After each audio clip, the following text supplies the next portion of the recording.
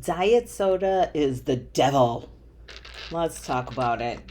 So, a couple days ago, I posted a reel talking about, if you want to take out 200 to 1,000 calories out of your diet very easily, swap regular soda for diet soda.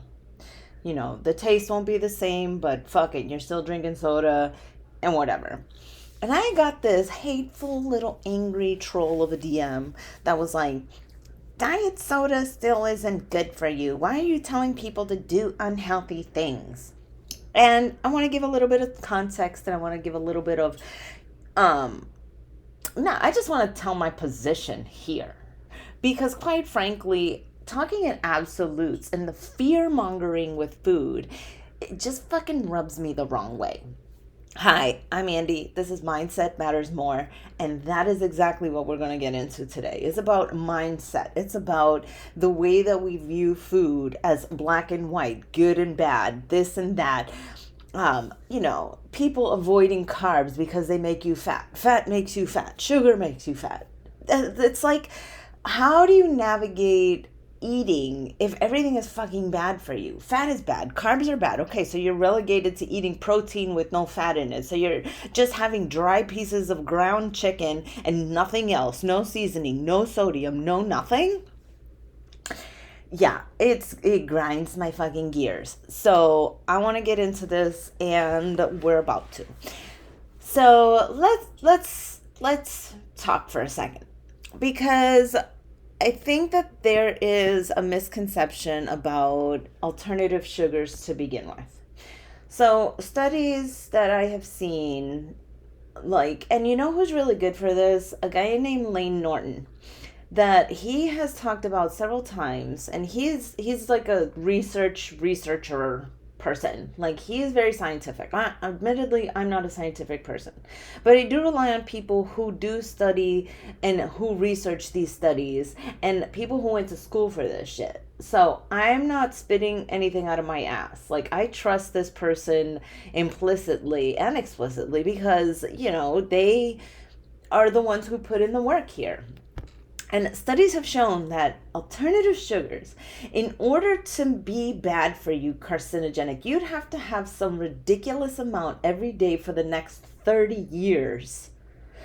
Because that is how much they were pumping these rats filled with the alternative sugar for them to develop symptoms.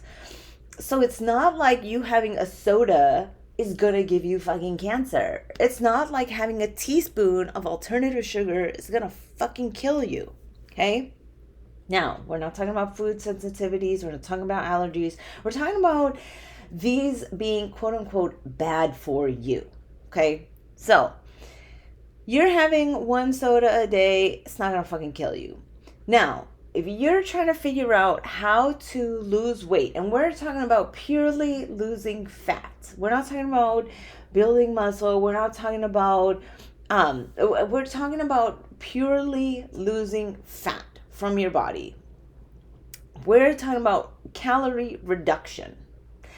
A good way to cut out 200 cans is to swap a can of soda, which is 200 calories, and swap it for a Diet Coke or a Coke Zero, Diet Sprite, Diet Ginger Ale, Diet whatever. Those are fucking 0 calories. Okay, they're not technically 0 calories, but they're 0 calories relative to the other 200 of the full sugar sodas. Okay, so 200 calories right there. Now, most people aren't just having one soda a day. It can be upwards of 2, 3, 4, 5, and in some really bad cases, liters of sodas. So when I'm thinking about, hey, how can I have a behavior modification that isn't going to change somebody's perspective on what they eat, how they eat, when they eat, why they eat, and is not going to be like, hey, all of a sudden you have to cut this fucking thing out of your life that you love, obviously, because you're drinking it every single day. How can we work with that in order for you to begin to see results? Okay, so yes, I'm going to suggest to somebody, hey, you drink soda, swap that for diet. Okay, you're still drinking soda. It's going to taste different, obviously, but we're going to start to see that needle move on the scale. Hopefully that leads to other behavior modifications, like maybe even swapping out diet soda for soda water, maybe even swapping that out for water. Maybe that, these things are incremental. Now, most people are not going to sit there and be like, okay, I'm never drinking soda again. Like, yes, that's possible and people do that. But when you're talking about most people in the collective, behavior modification comes with incremental changes. So I'm not going to go and say, yes, diet soda is healthy. I've never made that assertion in my life.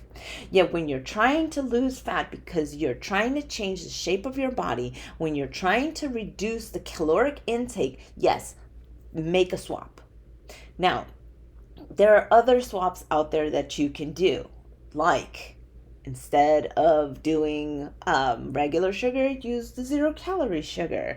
Instead of full fat, the 80-20 ground beef, have 93-7. There are swaps like this that you can do that will benefit you in the long run, because once you start to see, and I think that's a lot of the problem, is that people, they struggle because they're like, I have to upend my life and tomorrow be a different fucking person so that I can, see changes on the scale. And that's not true.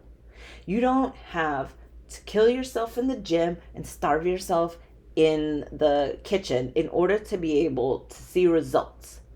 Simple modifications like swapping out regular soda for a diet soda can have huge and lasting impact on your life and the way that you are managing your health and wellness.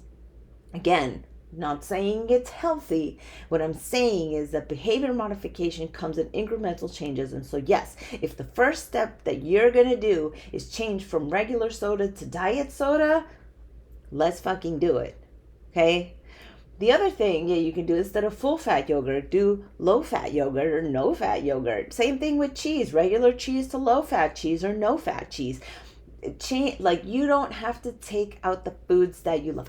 That fucking pisses me off so much, that people are fear mongering, like, oh, this is bad for you, it's gonna give you cancer. Okay, but you are still overweight. Like, you are still at risk for heart disease and all these other things that come with being obese. Like, if it's going to help you to get into a healthier body composition by drinking diet soda, drink the fucking diet soda.